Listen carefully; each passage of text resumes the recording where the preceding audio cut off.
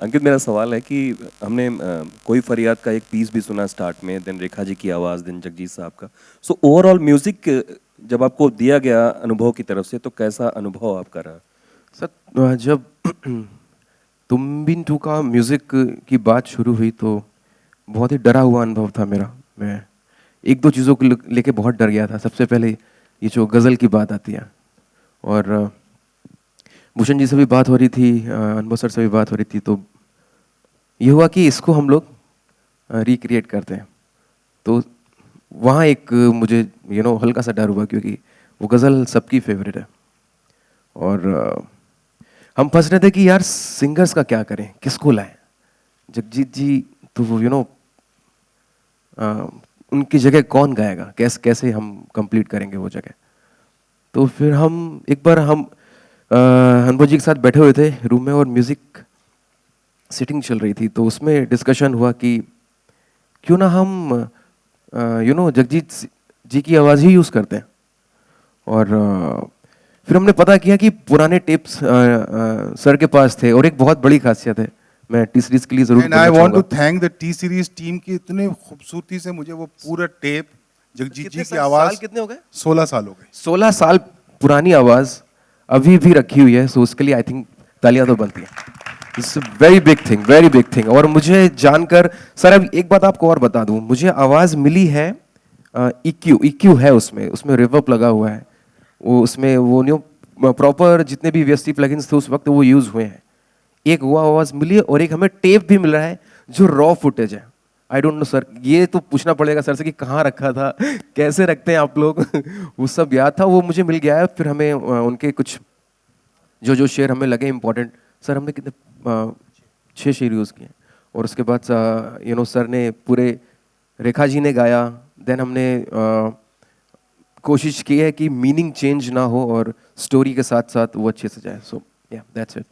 Anubhav ji, in any love story, you have to have like dialogues that stay with you, and that becomes like something for the longevity part of it. You have a very interesting dialogue, प्यार reasonable नहीं होता, बस बेवजह होता है, which definitely stays with you in the first viewing itself. Could you tell us something about this particular dialogue, and who has written it, and if you have more such dialogues in the film?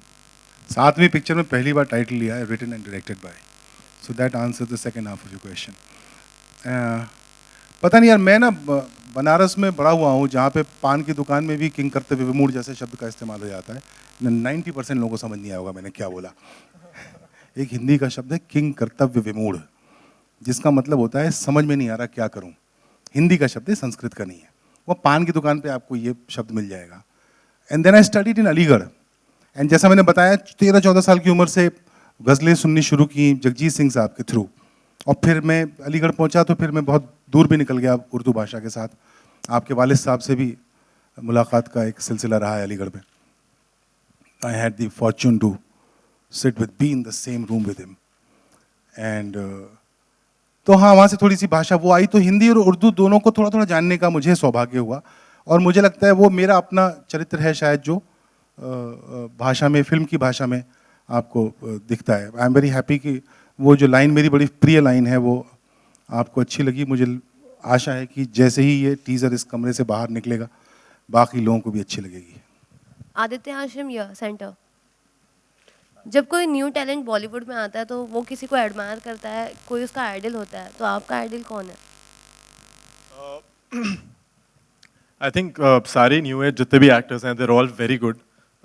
I really like Ranbir Kapoor, Ranveer Singh, the energy that he brings. All these new actors, their energy is fantastic. So I think that's the idea. वही उसी energy के साथ just imbibe that and keep moving forward. There's no question कि मतलब they're all very very good. So it will be wrong for me to say that keep, but if I really like somebody, I would definitely say Fawad Khan. उनका जो ठहराव है and the way he talks and even his acting, I really admire him. So yeah. I actually follow Ranbir Kapoor a lot because he's got everything, the way he acts, the way he performs and everything. उसके अलावा I admire Hrithik Roshan a lot. Nobody dances like him. And there are quite a few actually. अगर देखे जाए तो break down करना पड़ेगा. Romance, nobody can do like Shah Rukh sir. the style nobody has like Salman sir. So it's actually a mixture जो हर एक से लेना पड़ता है. And but yeah, these are the people I follow. And there's one more guy. He's huge, Will Smith, who I idolize. Yeah. And Neha, tell us one thing, what made you to choose this script? Because आप 2 साल के बाद ये script को choose किया हो, तो ऐसी कौन सी खास बात आपने देखी? एक्चुअली जब आप फिल्म देखेंगी तो आपको पता चलेगा कि क्या खास बात है, but it is so simple, the narrative is so simple and it's so beautifully said, it and such a human story that it will touch your heart, and it has to touch everybody's heart. So when I read it, I felt like that this is something special and I need to be a part of it. So I guess the story, the screenplay, everything, and of course the setup, the director, the production house, all that, of course. But it's a human story which should connect to everybody, just like it did with me. Hi, Surabhi from Zee News. मेरा सवाल Bhushan sir से है. रावण में एकॉन ने गाना गाया था चमक चलो, जो कि बहुत हिट हुआ था. तो क्या इस मूवी में भी हमको वो सॉन्ग कोई उनका सुनने को मिलेगा? Actually, we are trying something for उस फ्लेवर का कुछ एक फ्यूजन गाना जो इंग्लिश और हिंदी मिक्स करके बने, उसके लिए हम कुछ ट्राई कर रहे हैं, which we will reveal it soon. कौन ही गाएंगे? अभी अंडर रैप्स है, we will decide soon. मुझे ऋषि कपूर के एक सवाल का जवाब देना है. बोले खार ढांडा में और बांद्रा में लव स्टोरी नहीं होती क्या? उधर बर्फ नहीं गिरती भाई, बर्फ गिरती तो रोमांस आता है. बर्फ गिराओ मैं उधर बनाता हूँ शांत. हाँ हाँ सर, वही होता है ना कि मतलब मैं इधर बैठे बैठे सोच रहा था, and I wanted to ask Ankit कि किसी ऐसे बाहर के स्टार को लाके गाना गवाना, उसको हिंदी सिखाते वक्त आप अपने बाल खींच लेते हो या वो आपके बाल खींच लेता है? What is the tougher part? Depend करता है कि हिंदी आपके कैसे. बाल तो अच्छे हैं. हाँ एग्जैक्टली, तो मैंने अपने नहीं खींचे. उनके भी बाल देख लो, समझ में आ जाएगा किसने कितने खींचे. But does he sing like that? यार ही इज, आप ब्रावो की बात कर रहे हैं, आई एम श्योर. यस. तो आई थिंक सी कुछ चीज़ें ऐसी होती हैं म्यूज़िक की अगर बात करें जो बहुत बेसिक होती हैं, जिसको कोई भी गुरु सिखा नहीं सकता है. वो होती है कि एक रिदम में होना, 1 2 3, और एक नोट पे गाना. हमें पता होना चाहिए कि हम गलत गा रहे हैं, ऐसे ही गा रहे हैं. इतना अगर हमें पता है तो हम आगे सीख सकते हैं. ये बेसिक है. तो उसको उतना पता है, उसके नोट्स गलत नहीं है और उसका रिदम परफेक्ट है. तो ये इतना काफ़ी था. बाकी पकड़ना, क्योंकि उनका चैम्पियन बहुत हिट है, हम सबको पता है. तो और मैंने उनके साथ परफॉर्म किया था बॉलीवुड चैम्पियन, एक हिंदी वर्जन बनाया था उनके साथ. तो वहाँ से हमारी दोस्ती हुई थी. सो या फिर हम लोगों ने डिस्कशन किया सर से, देन हमने डब किया है ब्रावो को. और कैसी अंकित जी, एक और सवाल सर मैं आपसे पूछूंगा. मैं वहाँ बैठे बैठे सोच रहा था, आपके पास कड़क डायलॉग्स हैं, बहुत अच्छी स्टार कास्ट है, बहुत अच्छा म्यूजिक है, लोकेशंस, एवरीथिंग. आप ये मूवी कोई भी नाम के साथ रिलीज कर सकते थे. Why use Tumbin only? ये बहुत अच्छा सवाल है. एक्चुअली नहीं है. नहीं एक्चुअली ये फिल्म की तो बर्थ ही तुमबिन के साथ हुई है. So it's not the other way round कि पहले कहानी चुनी और फिर तुमबिन चुना. ये मतलब मैं और भूषण जी बात करते रहते हैं दूसरी फिल्मों की भी, लेकिन ये जो एक वार्तालाप था ये स्पेसिफिकली तुमबिन के मुतालिक था कि तुमबिन बनाते हैं. और इनकी पहली फिल्म थी तुमबिन, भूषण जी की. ज़्यादा लोगों को याद नहीं, इन्होंने 50,000 फिल्में बना दी उसके बाद, तो लोग भूल गए हैं. लेकिन तुमबिन इनकी भी पहली फिल्म थी, मेरी भी पहली फिल्म थी. तो हम दोनों के लिए बहुत स्पेशल थी. मेरी माँ को बहुत पसंद थी ये फिल्म. अनफॉर्चुनेटली वो मैं उनको दिखा नहीं पाऊँगा, लेकिन तो उनके लिए भी है. तो ये शुरुआत एक्चुअली तुमबिन बनाते हैं से हुई थी और फिर तुमबिन के लिए कहानी लिखी गई.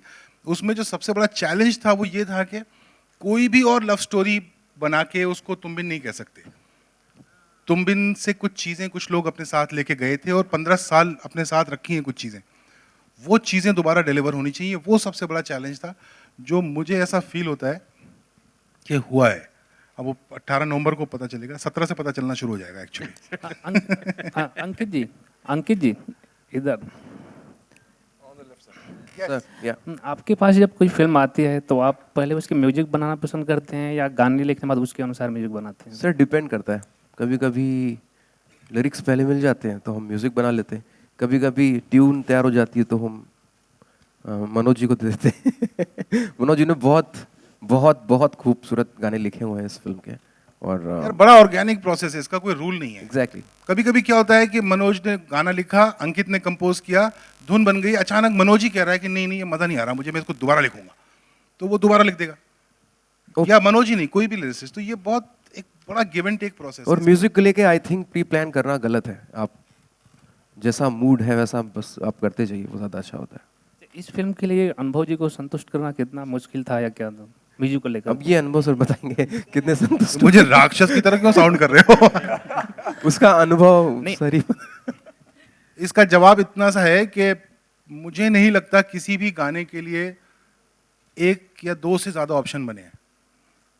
गाना बना है और मुझे अच्छा लगता है गाना बनने के प्रोसेस में रहने का। तो मेरे साथ ऐसा नहीं होता है कि आप गाना बना के लाइए फिर मुझे सुनाइए फिर मैं बोलूँगा अच्छा बुरा।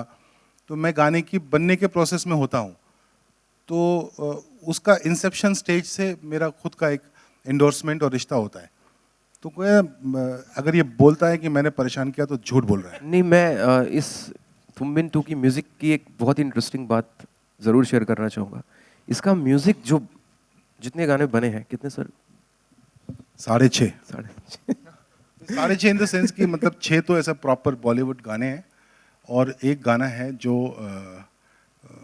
बहुत स्पेसिफिकली एक सीन के, वो तो गाने की तरह ट्रीट नहीं किया गया है पर उसको गाना है और वो सबको बहुत पसंद है। तो अभी गाना हो चुका है वो। और इस पूरे म्यूजिक हमारे बनने के प्रोसेस में मैं एक बात कहना चाहूँगा, मतलब ये म्यूजिक कंपनी है वो अलग बात है, लेकिन भूषण जी के जो कान हैं उनका मैं बहुत कायल हूँ। तो मैं और अंकित गाना बना के और फिर उसके बाद एक ये क्योंकि हमारी पहली ऑडियंस होती है Bhushan Kumar and we believe कि he has got a very great ear for music. So when we play it to him there is always that anxiety कि is it reaching to the audience और not. And so that association is, besides the process of making the song, and I'm not saying because he's Bhushan Kumar and he's the owner of T-Series and all of that, I'm actually talking about it as a collaborator. And nobody asked me this question, I needed to say this. And then फिर call आता है, अंकित shoot mix नहीं भेजा sir का। और ये बहुत अच्छी बात है सर की कि प्रोसेस जितना होता है, डेमो लिरिक्स कितना फाइनल हुआ, अंतरे के लिरिक्स, मुगले के लिरिक्स छोड़ो, अंतरे के लिरिक्स भी सर को सुनने होते हैं। सो ये बहुत बड़ी बहुत अच्छी चीज़ है। अच्छा, मैं एक चीज़ आपको बोलना चाह रहा था, इसका म्यूज़िक जैसे जितना मैंने सुना है, पहले म्यूज़िक बनता था कि डायरेक्टर, प्रोड्यूसर, म्यूज़िक कंपोज़र और लिरिसिस्ट साथ में बैठते थे और म्यूज़िक सेटिंग होती थी। इस फिल्म का म्यूज़िक ऐसे ही बना है। मैंने इस फिल्म का एक भी गाना घर पे बैठ के सर मैं भेजता हूँ आपको, मैं भेजता हूँ, ऐसा हुआ ही नहीं है। हम लोग एक ही जगह पे बैठे हैं, भूषण जी सामने, अनवर सर सामने बैठे होते थे और हम लोग गाने बना रहे होते थे और गाने वहीं लॉग होते थे। सो ये मेरे लिए एक नया नया एक्सपीरियंस रहा इस फिल्म को लेकर। Anubhav, yeah, straight. Tumbin was a great love story, with great music. What have you retained from Tumbin? And do you think that you're cashing on the title as well? Don't make it sound negative. Yes and no. I mean, one would end up cashing in on the success of the first one. That's why you make the second. But I don't think it's a very negative endeavor. You can also look at it as a tribute to your own creation. That is the second half. First half क्या था madam? Sorry. क्या क्या retain किया है वो बड़ा मुश्किल है बताना। मतलब अभी मैं बताने जाऊंगा तो वो बहुत क्लिनिकली मुझे आपको बहुत सारे डिटेल्स इस फिल्म के बताने पड़ेंगे जो मुझे इस समय नहीं बताने चाहिए। बट मैं ये वादा करता हूँ ऑडियंस से कि आप फिल्म देख के निकलेंगे तो आप एक नई फिल्म देख के निकलेंगे, लेकिन आप तुम बिन देख के निकलेंगे। तो ये रिटेन किया है।